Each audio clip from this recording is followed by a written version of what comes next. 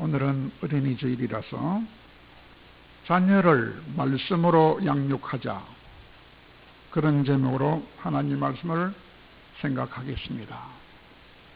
여러분, 4월을 무슨 달이라고 하는지 아시지요?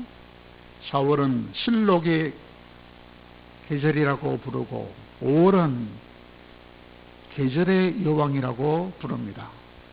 왜 4월을 실록의 계절이라 부를까요?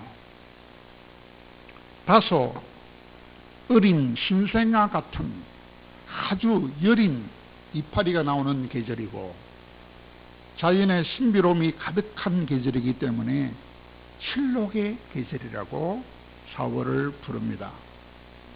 또 5월은 왜 계절의 여왕이라고 부를까요? 5월이 되면 온통 녹색으로 물들어가는 대자연과 그리고 세상에 자연이 있음을 마음껏 느끼게 해주는 그 싱그러움 때문에 계절의 여왕이라고 부릅니다. 이렇게 계절의 여왕이라고 부르는 5월달에 또한 꽃 중에 꽃의 여왕이라고 불리어지는 아름다운 장미가 피어나는 이 5월달에 우리 가정에서 피어나는 더 아름다운 꽃은 무엇입니까? 그것은 바로 우리들의 자녀들입니다. 왜냐하면 자녀들이 우리의 미래며 자녀들이 우리의 최고의 소망이기 때문에 가장 아름답게 피어나는 꽃은 바로 우리 자녀들입니다. 그러므로 잠언 14장 26절에서는 자녀의 중요성을 이렇게 말합니다. 여호와를 경외하는 자에게는 견고한 의뢰가 있나니 그 자녀들에게 피난처가 있으리로다. 그렇게 말씀하고 있고 잠언 19장 18절에서는 또한 내가 내 아들에게 희망이 있으므로 아들을 징계하되 죽일 마음은 두지 말지어다. 그렇게 말씀하고 있습니다. 그런데 여러분, 우리 자녀들이 우리의 희망이요 우리의 피난처다라는 말씀은 이해가 할 수 있으나 그러나 자녀를 징계하되 죽일 마음은 두지 말라. 그 말씀은 잘 이해하기 힘들겠지요? 그 말은 자녀를 똑바르게 양육하는 것이 결코 쉽지 않다는 것입니다. 너무나 어려울 수 있다는 것입니다. 그것을 이사야 54장 9절에서 잘 말씀합니다. 이사야 54장 9절에 봅니까? 하나님이 노아에게 다시는 물로 심판하지 않겠다고 맹세한 것과 같다 그랬어요. 하나님이 얼마나 화가 났으면 노아 한 가족만 남기고 다 없애버리겠습니까? 사람들이 하나님의 말씀을 너무 듣지 않는다는 것입니다. 너무 안 들어요. 그래서 홍수로 다 심판해 버린 것처럼 우리 자녀들도 부모 말을 너무 듣지 않을 가능성이 많아서 징계하지 않을 수 없다 그 말입니다. 그리고 또 운동 중에서 내 마음대로 잘 안 되는 운동이 있다 그래요. 그게 뭡니까? 골프라고 그래요. 저도 골프를 치다가 잘못해가지고 손바닥이 얼마나 바꿔지고 얼마나 어깨가 아팠는지 막 중단했어요. 참 내 마음대로 안 되는 게 골프라요. 또 공중에서 자기 마음대로 마구 튀어다니는 공이 있어요. 그걸 럭비공이라 하지 않습니까? 그와 마찬가지로 우리의 희망이요 피난처라는 우리 자녀들도 이런 골프나 럭비공과 같아서 그들을 똑바르게 지도하는 것이 결코 쉽지 않은 것이 큰 문제라는 것입니다. 그렇지 않습니까? 그러나 자녀 양육이 아무리 힘들지라도 그럴수록 더 많이 기도하면서 하나님이 주신 방식대로만 키운다면 하나님이 그들을 가장 훌륭한 인물로, 가장 위대한 작품으로 만들어줄 것이기 때문에, 그리고 그렇게 되면 그 자녀들과 함께 우리들도 진짜로 행복한 사람이 될 수 있다고 하는 것입니다. 그러므로 자녀 교육을 잘 하는 방법을 알고 정성을 다해서 할 수 있어야 한다 그 말입니다. 여러분, 자녀의 미래를 결정하는 것이 뭡니까? 첫째가 가정입니다. 가정이 바로 서야 자녀가 바로 서요. 1889년에 세상에서 유명한 두 아이가 태어났다 그럽니다.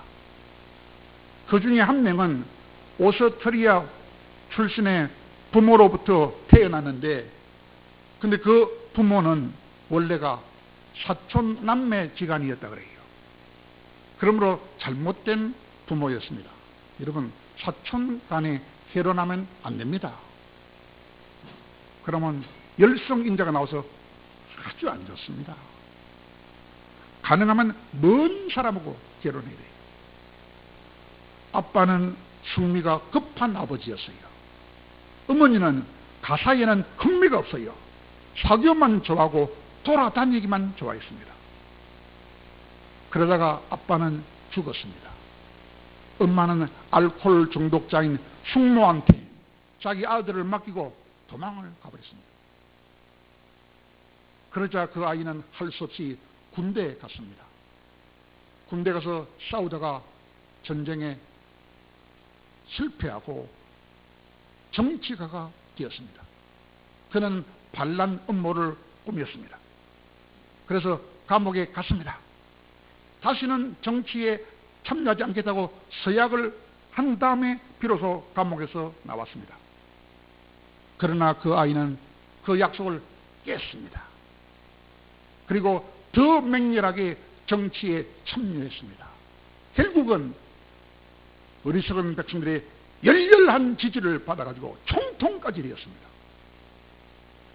그 결과 그는 600만 명의 유대인들을 학살했으며 11개월 동안에 걸친 연합군 사령관과의 싸움에서 결국은 패전해서 지하 방공 대피소에서 자살하고 말았습니다. 그 불행한 가정의 그 불행한 아들은 바로 히틀러였습니다. 히틀러가 태어난 똑같은 해에 미국에서 또 유명한 한 아이가 태어났습니다. 그 아이는 믿음이 좋은 가문에서 태어났습니다. 부모의 충만한 흡족한 사랑을 받으면서 자랐습니다. 그의 부모님은 그를 데리고 텍사스에서 캔사스라는 곳으로 이사를 갔습니다. 왜 이사 갔느냐? 아이를 키울 때는 도시보다는 농촌에 가면 자녀 교육이 잘 된다고 생각했기 때문에 자녀를 위하여 농촌으로 가지 이사를 가면서 자녀를 돌본 귀한 가정이었습니다. 아버지는 아들한테 가훈을 정해줬어요. 아들아, 가훈은, 우리 집 가훈은 하나님을 경외하라. 이 가훈이다. 마치 우리 하경이죠. 하경이가 이러면 하나님을 경외하라. 하나님을 경외하라. 그것을 가훈으로 지었습니다. 모든 가족이 교회에 일만 생기면 제대로 봉사하는 사람으로 봉사하는 가정이었습니다. 그러다가 그 아이가 군대에 흥미를 느껴서 미국에 있는 사관학교에 진학했습니다. 그래서 나중에는 히틀러와 싸워서 이겼습니다. 히틀러와 싸워서 이긴 총사령관이 되고 나중에는 대통령까지 되었습니다. 그 사람 이름은 아이젠하워였습니다. 그러므로 아들이 잘 되고 또한 그러므로 부모도 잘 되리고 한다면 부모가 먼저 하나님을 철저하게 잘 믿어야 할 것입니다. 또한 자녀를 양육하되 하나님 말씀대로 키우면 땅에서 잘 되고 장수하게 해준다는 그 에베소서 6장 3절의 약속의 말씀이 있습니다. 그 약속의 말씀을 굳게 붙들고 자녀를 잘 길러내야 하겠습니다. 부모가 먼저 신앙에 절대 모범을 보이면서 말입니다. 오늘 읽은 본문은 예수의 육신의 부모님이 되는 요셉과 마리아가 어떻게 예수님을 양육했는가 하는 방법을 보여주고 있습니다. 예수를 예수님이 되게 만든 그 양육 방법, 그 방법은 크게 세 가지입니다. 그것을 우리는 오늘 본문 42절과 51절과 52절에서 찾아볼 수 있습니다. 먼저 42절에 보니까 겨우 12살밖에 안 된 어린 예수님을 나사렛에서 예루살렘까지 데리고 갔다는 것입니다. 두 번째는 그 예수님의 지혜와 키가 자라며 하나님과 사람에게 더 사랑스러워져 갔다 하는 것입니다.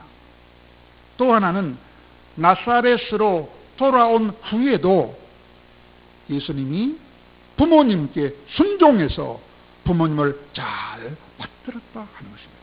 이 세 가지가 예수님의 부모가 예수를 길러낸 방법이었습니다. 그렇다면 12살 된 어린 예수를 왜 나사렛에서 저 예루살렘까지 왜 데려갔을까요? 여러분, 나사렛에서 예루살렘까지 거리가 얼마나 되는지 아십니까? 거리가 150km라요. 150km면 우리나라 리로 따진다면 100리길 아니고 200리길도 아니고 300리길이 더 넘는 370리나 되는 먼 거리입니다. 그 먼 거리까지 12살 어린아이를 걸려서 데리고 갔다는 것입니다.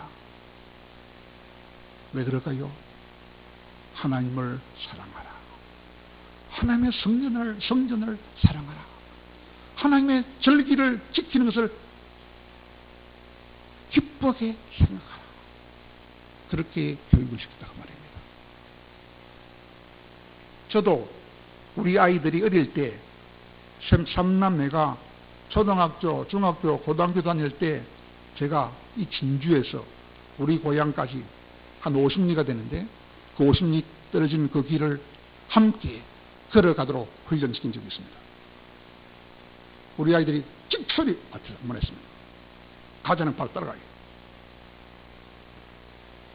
그와 같이 예수님을 50리가 아니고 370리나 함께 걸어가도록 만드는 것은 절기도 잘 지키도록 철저하게 훈련시켰다 하는 것입니다.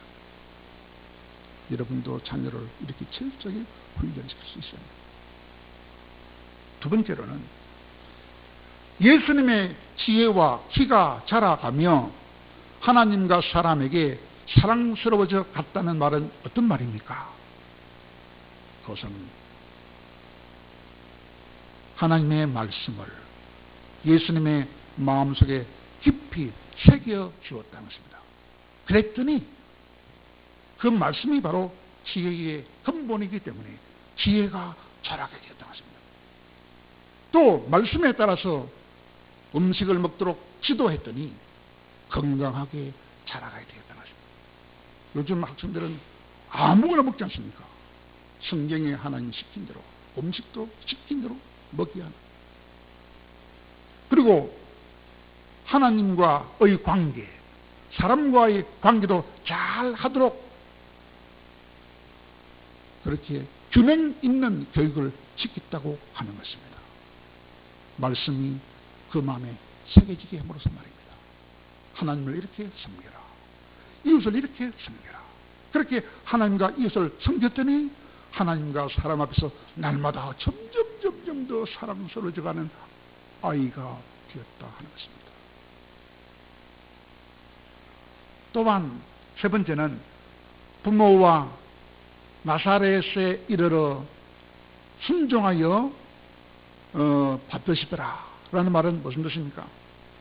그것은 12살 때에 370리나 되는 먼 거리를 걸어서 예루살렘 성전에까지 가도록 순종하게 만들었을 뿐만 아니라 그 후에도 유괴의 부모를 끝까지 잘 순종할 수 있도록 하지 교육을 철저하게 시켰다고 하는 것입니다.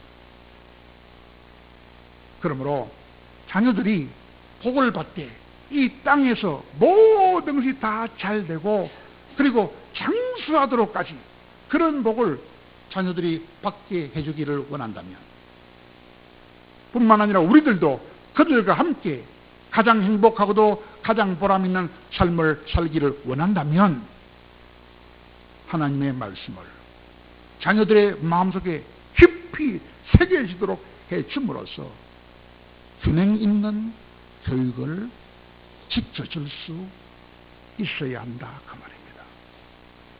아무렇게나 방치하면 큰일 납니다.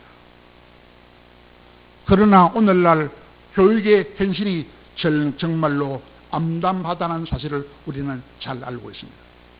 그러므로 우리는 다시 한번 자녀 양육의 문제를 깊이 생각해 보지 않을 수가 없습니다. 우리 자녀들이 하나님을 떠나지 않도록, 교회를 떠나지 않도록 잘 양육해야 합니다. 얼마나 많은 사람들이 하나님을 지금 떠나고 있습니까? 얼마나 많은 자녀들이 교회를 떠나고 있습니까? 심각한 시대입니다. 교육을 잘 못 시켜서 그렇습니다. 여러분, 한때 불효자 시리즈라는 그런 시리즈가 유행한 적이 있습니다. 그 중에 한 대목을 소개하면 이렇습니다. 아버지가 아들과 함께 목욕탕에 갔어요. 아버지가 뜨거운탕에 들어가서 아 시원하다 하면서 아들한테 들어오라 그랬어요. 그 아빠 믿고 들어갔더니 너무 뜨거워가지고 아들이 소리 질렀지요. 세상에 믿을 놈 한 놈도 없다. 그 아버지를 보고 한 놈도 없다 이렇게 소리를 질렀어요. 그랬더니 아들을 마음을 달래주기 위해서 목욕을 하고 난 다음에 나와서 중국집에 갔어요. 중국집에 가서 만두를 시켰어요.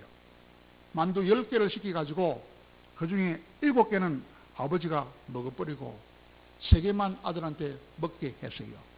덩치값을 해야 될 거 아닙니까 아버지가. 근데 조금 그래도 3개만 주니까 미안했던지 아빠가 아들한테 물었어요. 아들아 배가 부르냐? 배가 부르나? 물으니까 아들이 하는 말이 만두 3개 먹은 놈이 배가 부르면 7개 먹은 놈은 배가 터져 죽겠네. 그렇게 말하더라고요. 그러니까 그 말 들으니까 아버지가 기분 나빴어요. 기분 나빠서 화가 나가지고 아버지가 아들 머리를 팍 쥐어박았어요. 그러자 아들놈이 눈을 부라리면서 아버지한테 이렇게 대드는 기라요. 치세요. 치려면 치세요. 죽으면 당신 아들이 죽지 내 아들이 죽소. 이렇게 하는 거예요. 무슨 말입니까? 아들을 양육하기는 양육하되 억지로 강요하면서 양육하면 안 되고 사랑으로 배려함으로 양육해야 양육이 제대로 된다는 것입니다. 그러면 조금만 더 구체적으로 언제 어떻게 양육해야 바른 양육이 될까요? 간단하게 2가지만 말하면, 첫째로 가장 좋은 기회를 놓치면 안 돼요. 교육은 기회가 있어요. 가장 좋은 기회를 놓치면 안 돼요. 2번째로는 말씀에 순종하도록까지 양육해야 돼요. 그래야 가장 좋은 양육의 효과를 거둘 수가 있다고 오늘 본문에서 증명하고 있습니다. 여러분, 가장 좋은 기회가 언제일까요? 가장 좋은 기회는 사람으로서 인격이 형성되는 시대, 사람으로서 인격이 거의 90% 형성되는 때라요. 그때가 언제냐? 12살 때라요. 12살 전후한 초등학교 4학년에서 6학년 그 사이, 그때가 가장 중요한 때라 그럽니다. 그때를 놓치면 교육 못 시킵니다. 많은 학자들이 그렇게 증명합니다. 그때 교육하되 어떻게 교육하느냐? 하나님의 말씀이 아이들 마음속에 팍 새겨지도록 그렇게 지도해야 한다고 하는 것입니다. 그러기 위해서는 뭐가 또 가장 중요하느냐? 말씀이 마음에 새기도록 하려면 어떻게 해야 되느냐? 가정 예배를 잘 드리는 것이 가장 효과적이라고 말합니다. 신명기 6장 7절에서도 보니까 말씀을 마음에 새기게 해주기 위해서는 부지런히 가르쳐야 한다 그랬어요. 부지런히 가르쳐. 어떤 방법으로? 네 가지가 있어요. 첫째는 집에 앉았을 때도 가르쳐야 돼요. 둘째는 누워 있을 때도 함께 누워서 가르쳐야 돼요. 세 번째는 일어날 때도 같이 일어나면서 가르쳐줘야 돼요. 네 번째는 길을 갈 때도 같이 가면서까지 가르쳐야 돼요. 이것을 오늘날 우리 입장으로 바꾼다면 어찌할까요?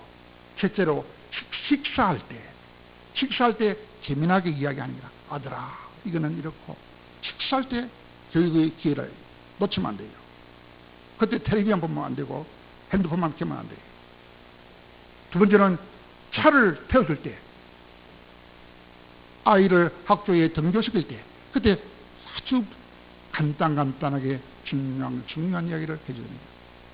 세 번째는 잠이 들 때, 잠잘 때 옆에서 같이 조그만한 잠들기 전에 기분 좋은 이야기를 짧게 해준다. 마지막으로는 아침에 출발할 때도 기분 좋게 간단하게 말씀 핵심을 지도해야 된다고 했습니다. 이 찬스를 잡아야 돼요.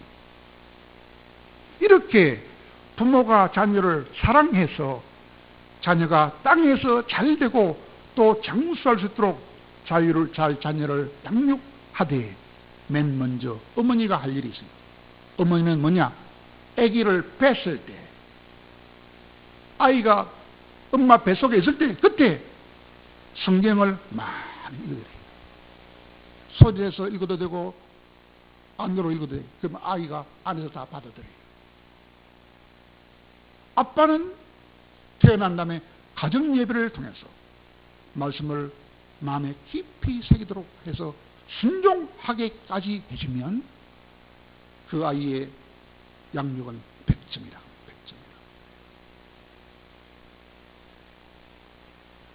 그래서 그 아이가 자라서 교회를 사랑하게만 되면 그 아이는 100점짜리 아이가 됩니다. 교회를 사랑하게만 되면 말입니다. 12살짜리 아이가 있었어요. 이름은 존이라는 아이라요.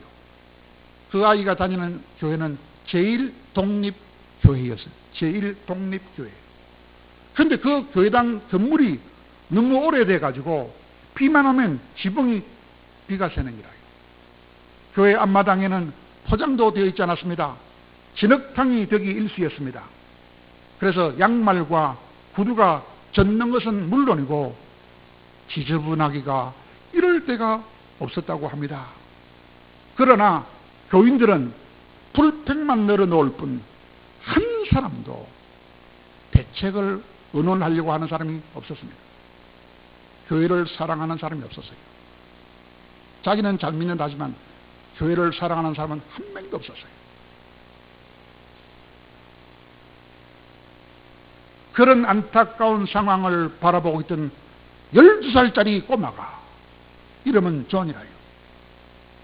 내가 교회 마당 입구에 벽돌로 포장을 해야 되겠다 라고 12살짜리가 결심을 했어요. 잘될 나이는 어릴 때부터 알아. 12살만 되면 알아봅니다. 그 바로 다음 날부터 벽돌을 한 장씩 사와가지고 새벽에 교회 마당에 깔기 시작했습니다. 누가? 12살짜리가. 멀고 긴 마당 입구를 혼자 포장하려고 하면 2년도 더 걸릴 그럴 힘든 일이었습니다. 그러나 한 달도 채 되지 않아서 기적이 일어났습니다. 담임 목사님이 벽돌을 까는 사람이 누군가 몰라서 몇 주째 궁금했습니다. 누가 하나 알아보려고 새벽에 일찍 나와 보니까 아이고 바로 12살짜리 존이 하고 있는 거야. 우리 같으면 11살짜리 성원이가 그 일을 하고 있는 거야. 성원이는 능히 그렇게 할 아이다. 아무도 모르게 일찍이 그 어린아이가 리어카를 끌고 와가지고 일을 하고 있는 거예요. 어른도 안 하는 그 일을 12살짜리 어린아이가 하는 것을 보고 목사님의 가슴이 뜨거워졌습니다. 마음속으로 기도했답니다. 하나님, 저 어린 12살짜리 존이 어른도 안 하는 일을 하다니 30배, 60배, 100배로 축복하여 주옵소서. 간절히 축복 기도를 해줬답니다. 그리고 그 교회 담임 목사는 이름이 챔버스라는 목사님인데 주일 설교 시간에 교인들에게 그 어린 존이 한 일을 이야기했습니다. 그랬더니 교인들이 어린 존의 그 뜨거운 신앙심과 헌신에 감격해 하면서 자기들의 이기적이고 형식적인 신앙생활을 철저하게 반성하고 회개하기 시작했다 합니다. 그래서 전 교인들이 마음을 합하고 힘을 합해서 교회의 마당의 입구뿐만 아니라 낡은 교회당 건물을 헐고 새로운 교회당을 건축하기로 마음을 모았다고 하는 것입니다. 그것은 어린 12살짜리 존과 백돌 한 장이 이루어낸 놀라운 역사이라고 합니다.